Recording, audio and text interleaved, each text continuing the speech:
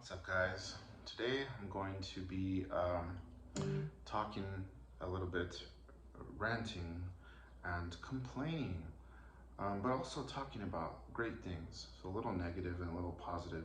I got my new Rickenbacker, Bacher, whatever. It sounds better as Bacher, so I'm gonna say Bacher, even though it's maybe Backer. Rickenbacker doesn't even sound cool. Anyway, um, I got a new Rickenbacker in the mail, and I'm going to talk about it, and I'm going to compare it to my Les Paul. So let's talk about the Les Paul real quick, just a little overview, right?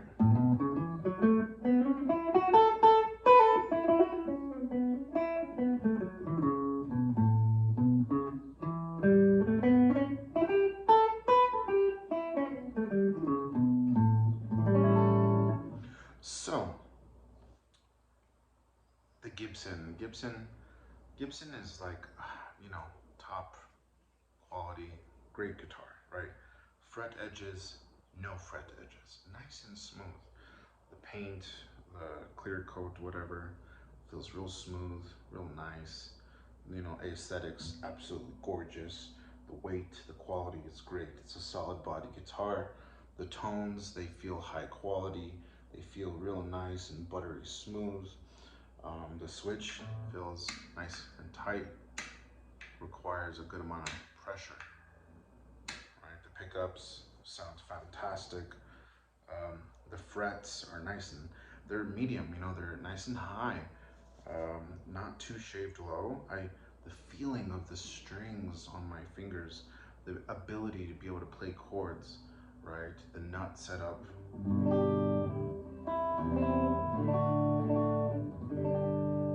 Very easy, very buttery smooth. This is how a guitar should feel. The action, I was able to get it nice and low.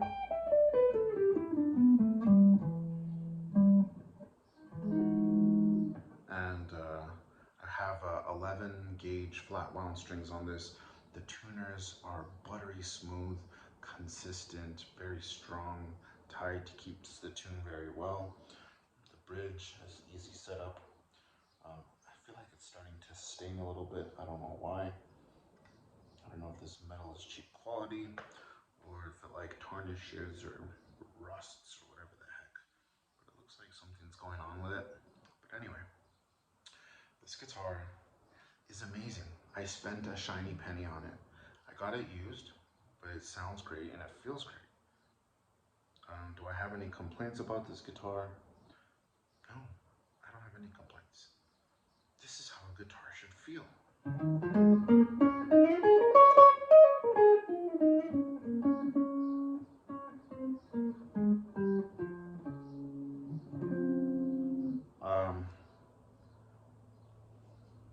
It's amazing. It was easy to set up. I tightened the truss rod a little bit for the 11 gauge flat wounds. Everything's great. Intonation's great. Sounds great. That's how it sounds clean.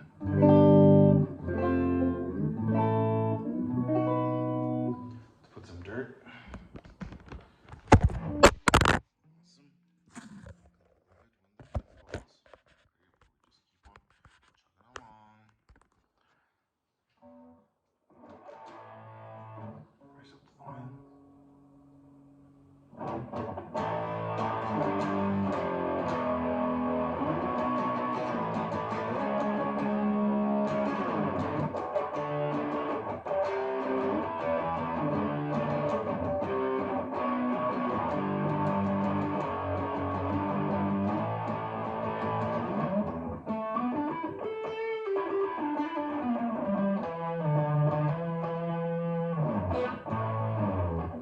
Of course, it's gonna sound real fat because I have flat wounds, but I like it like that.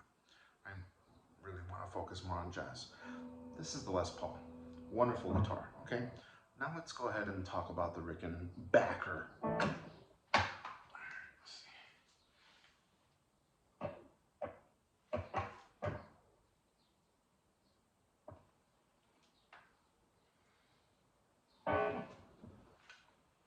Rickenbacker.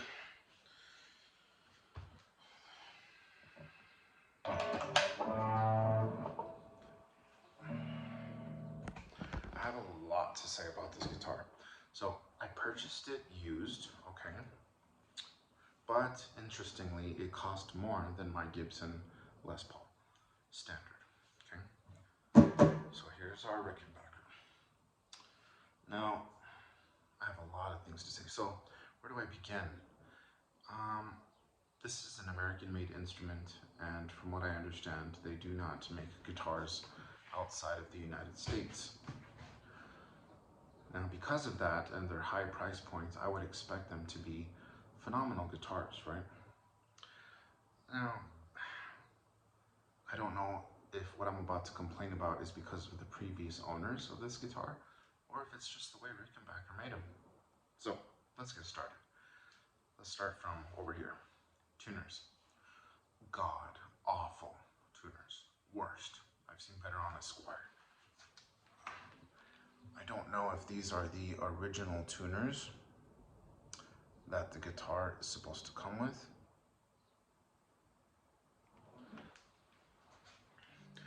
They hold tune very nicely, but they feel like a nightmare. Just awful.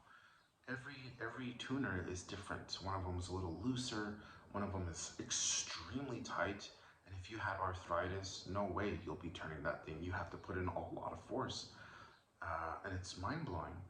And then it'll be really hard, and then it'll snap loose, and then it'll become extremely hard again, and then every one is different. They don't feel the same.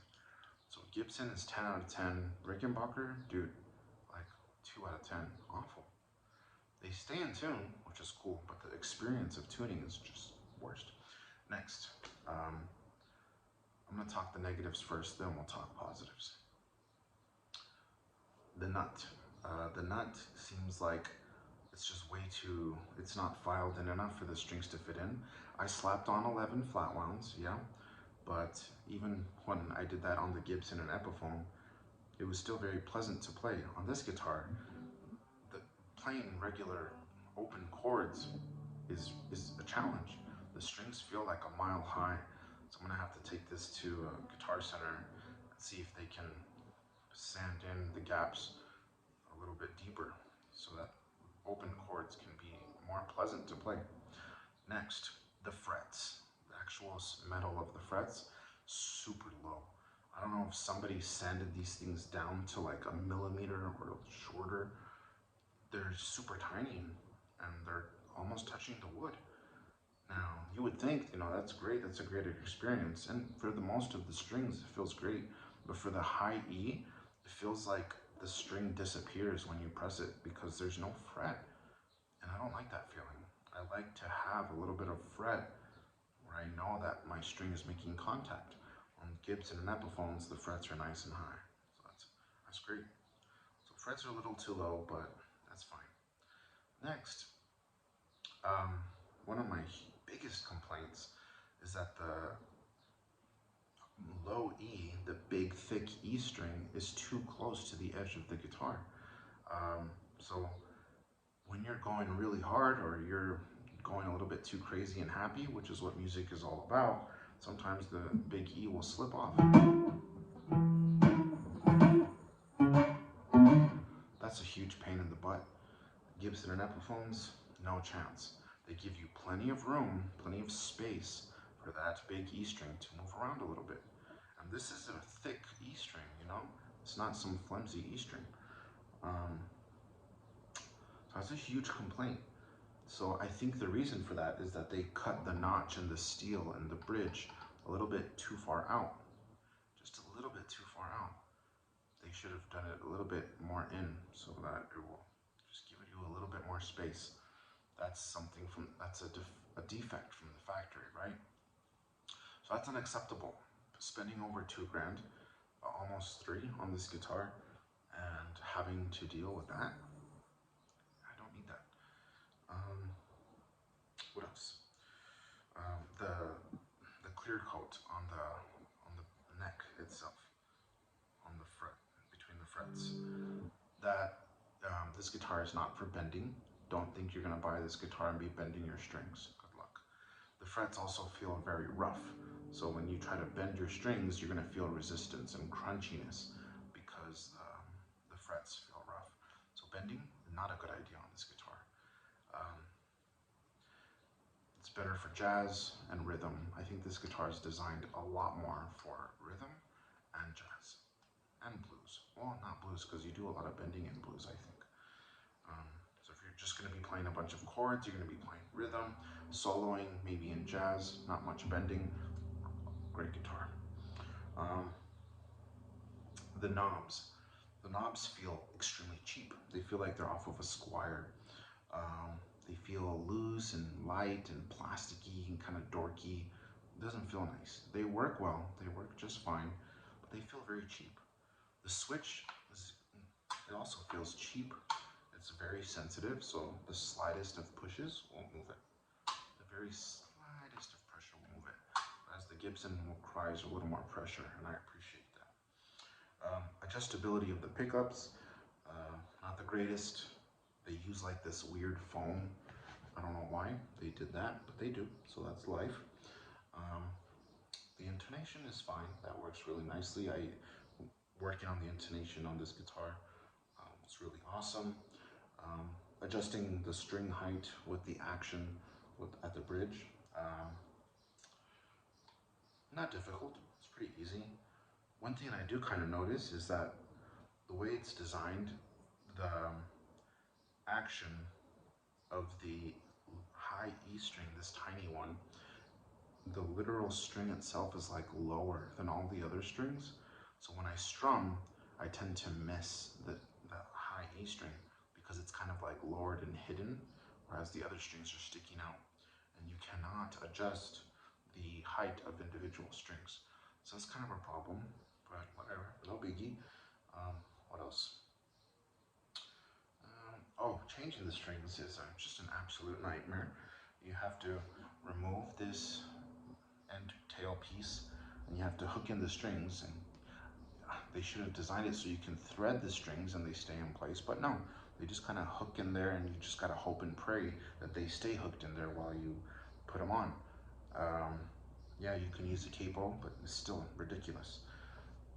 Once it's on, you know, it looks gorgeous. So this is not a guitar that you're gonna wanna be setting up right before a show or something. It's a pain. But if you have it set up, you know it's solid. Sure, you know, have fun with it. What else? Okay. The truss rod. I don't know if the previous owner included all the tools, but I don't think they included a tool to adjust the truss rod. A guitar at this price point, we need a tool to adjust the truss rod. Gibson came with one. I appreciate that. I love my tool. Don't have to worry about getting a tool. This didn't come with one.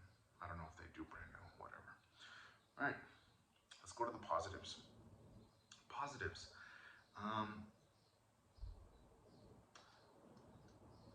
Aesthetically, it's gorgeous.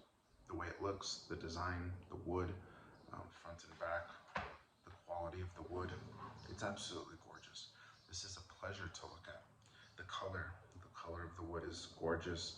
The way it looks on the side, right here in the neck, absolutely beautiful.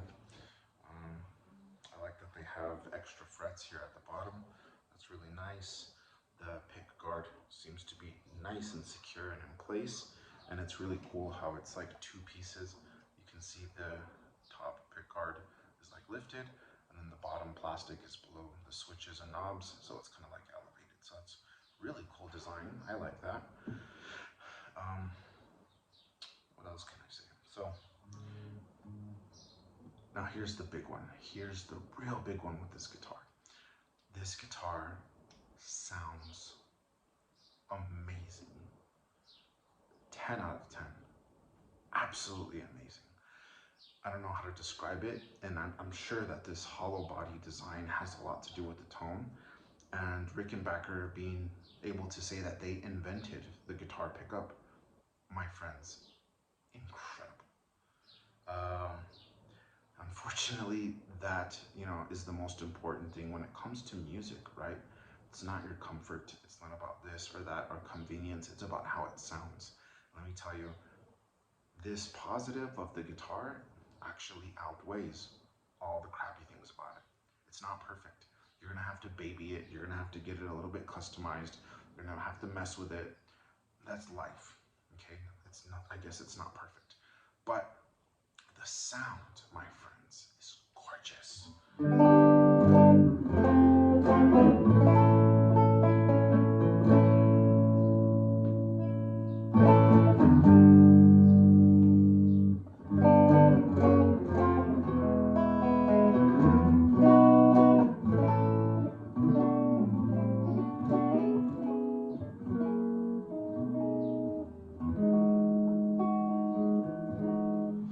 And you're not going to be able to hear it through an iPhone recording the audio, and maybe not even in a studio recording, but just being in person, being able to feel the acoustics, being able to hear it in person, that's where it shines. You know what I'm saying? For jazz, it's perfect. It just sounds so great.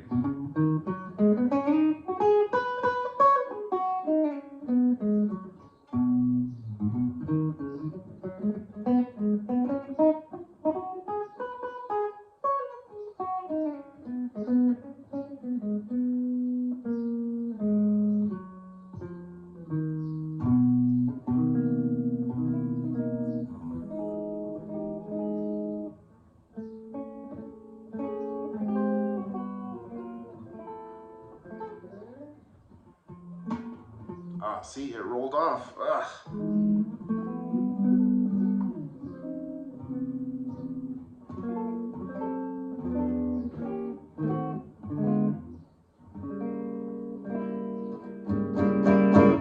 And you can, modify the knobs to get the absolute best tone possible.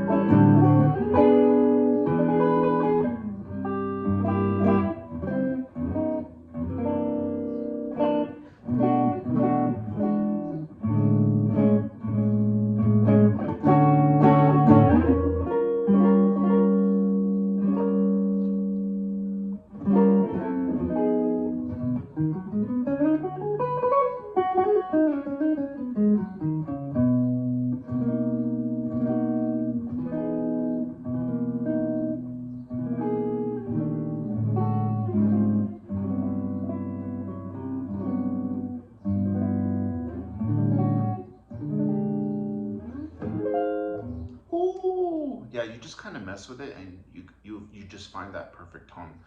Um, just adjust it. Um, Everything works properly.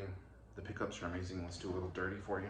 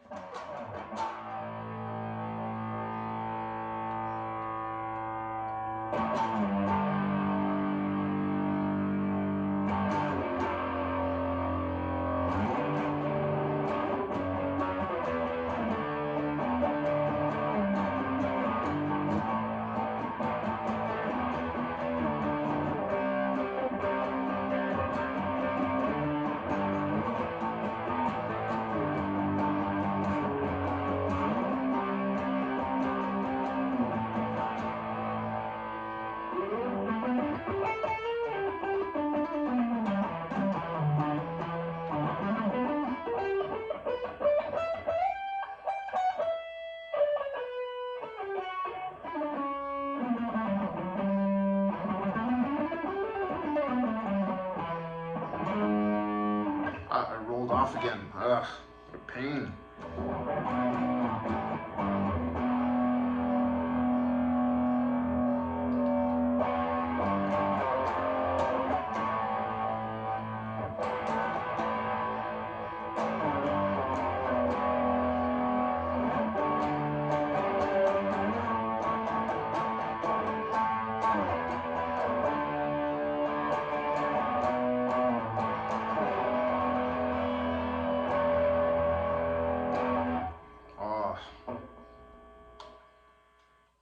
This sounds amazing. It sounds amazing. I wish I could blast this thing out like in a concert or a show or something. It's incredible. Let's go back to clean. I have this thing at an angle. That's why it keeps falling. Sorry, guys.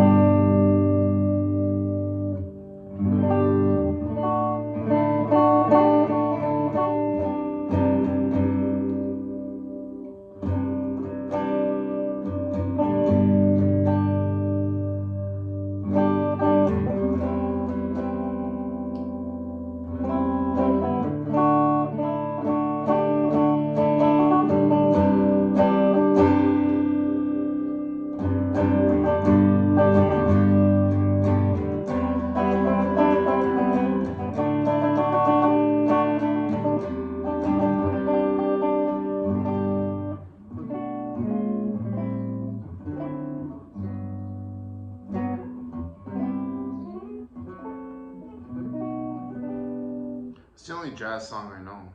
I haven't practiced. I'm studying more scales and stuff like that. Instead of learning songs, I'll learn the songs later.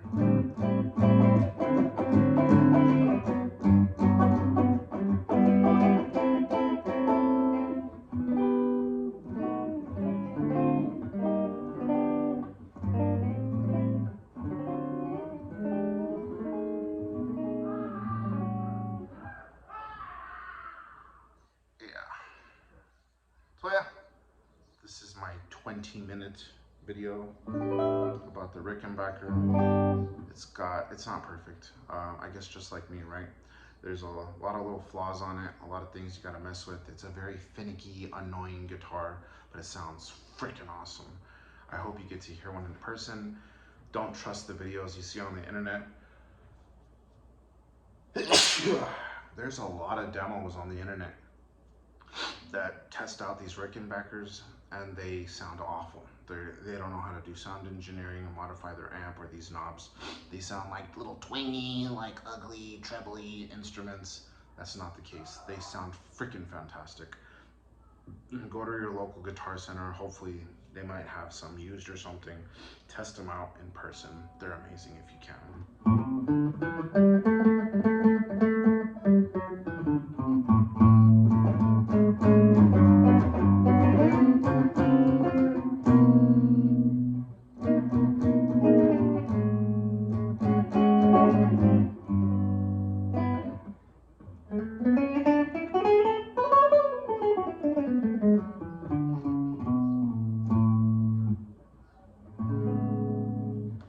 Alright, well thanks for watching.